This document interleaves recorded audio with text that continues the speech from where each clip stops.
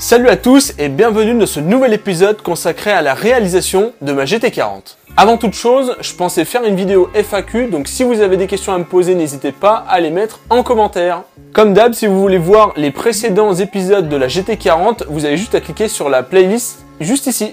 Et bien sûr, pensez au pouce bleu, à partager et à vous abonner pour soutenir mon projet. Bref, aujourd'hui on attaque le train arrière de la GT40. Mais avant de vous montrer la réalisation, j'aimerais vous expliquer un peu le principe du train arrière et son architecture. Alors comme les trains avant, les trains arrière, ils sont très variés. En général, sur nos voitures, qui sont des tractions, on utilise des essieux déformables, comme celui-ci. Ensuite, on a les ponts rigides, souvent utilisés sur les tout-terrains en 4 roues motrices ou les vieilles voitures.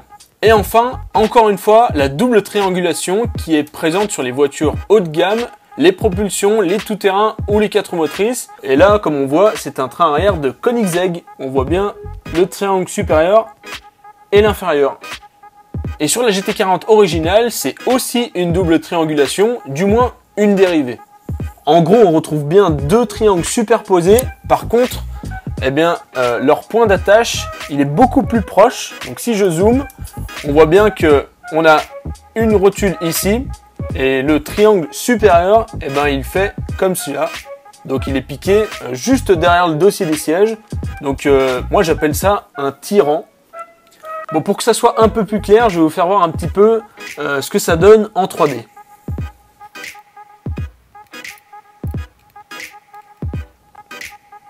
Donc là, on a notre roue. Et si j'actionne la roue, ça donne ça. Donc vu de derrière, on voit bien le triangle inférieur et le triangle supérieur. Et si je retire la roue, on peut bien voir les deux tirants, le tirant inférieur et le tirant supérieur.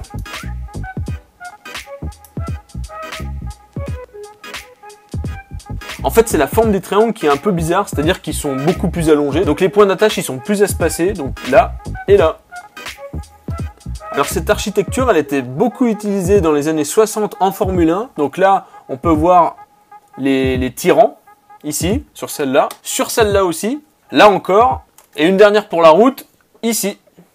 Du coup, j'ai voulu garder ce même système pour ma GT40. Allez, je vous montre comment j'ai fait ça. C'est parti!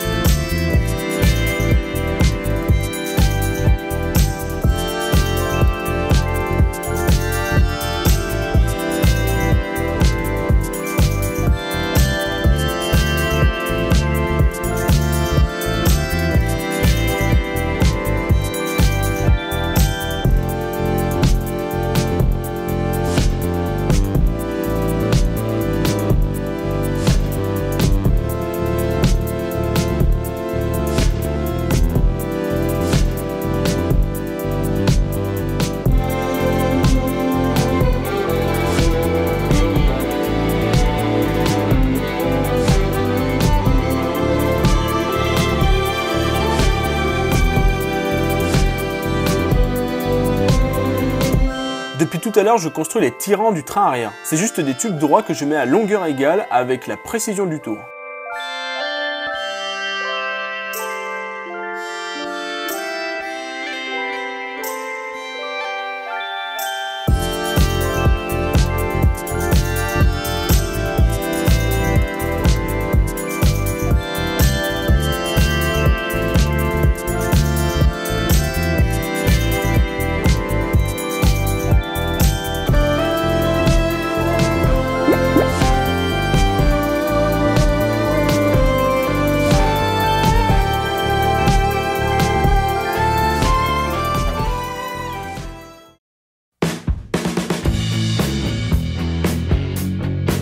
chaque extrémité des tubes doit être filetée, du coup je vais usiner des petites pièces autour que je viendrai souder ensuite sur les tubes.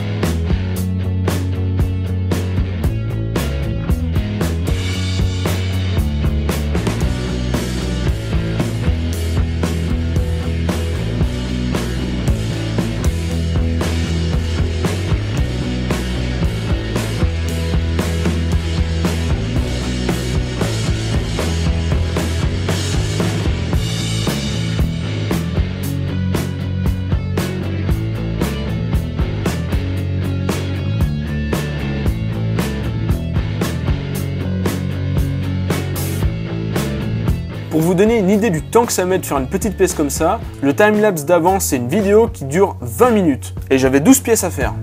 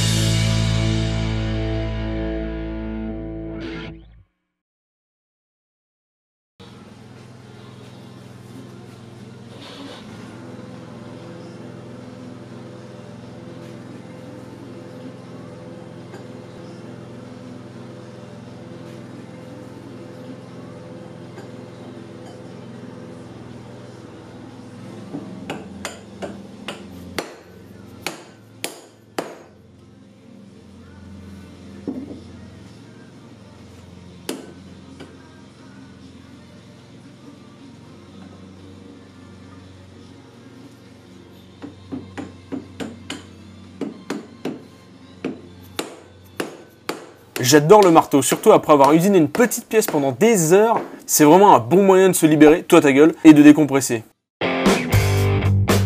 Allez, il est temps de souder tout ça.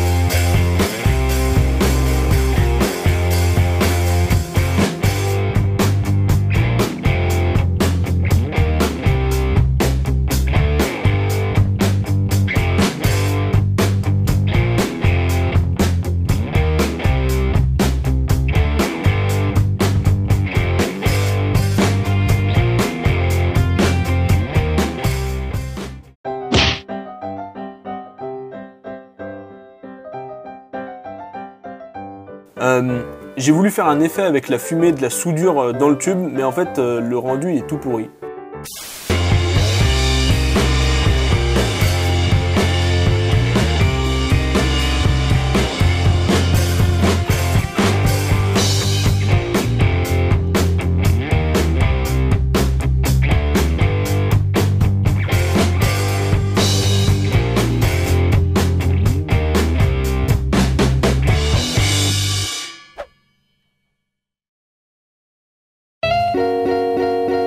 On change de matière cette fois avec de l'aluminium. C'est trop bien, ça s'usine très facilement. La pièce en question, c'est celle qui va relier les tirants aux fusées arrière.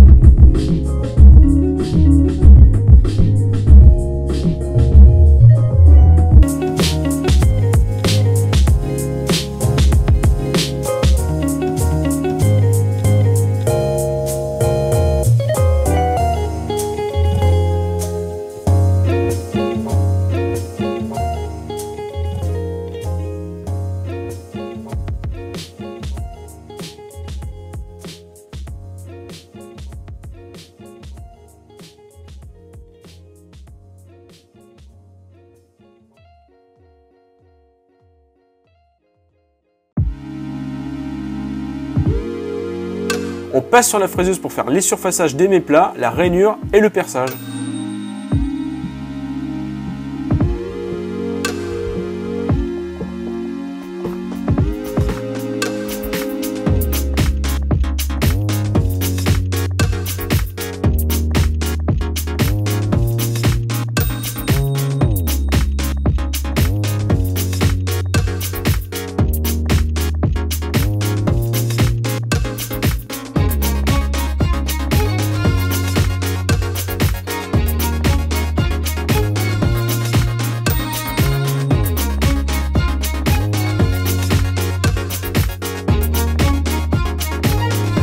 Pour la rainure, il était plus rapide et facile d'écrire un programme numérique, surtout qu'il y a 4 pièces à faire à la suite.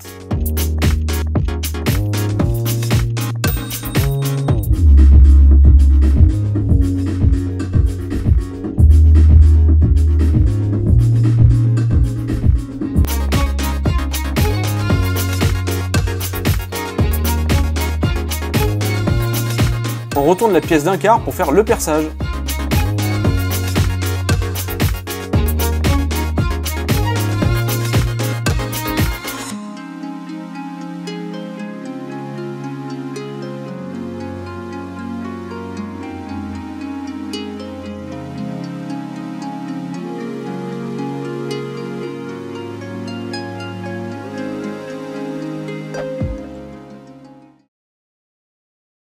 Donc voilà, c'est déjà la fin de cette vidéo. Merci de l'avoir regardée, j'espère qu'elle vous a plu. En tout cas, si c'est le cas, n'hésitez pas à mettre un pouce bleu, à partager et à vous abonner si ce n'est pas déjà fait. Moi, je vous dis à la prochaine vidéo. Salut!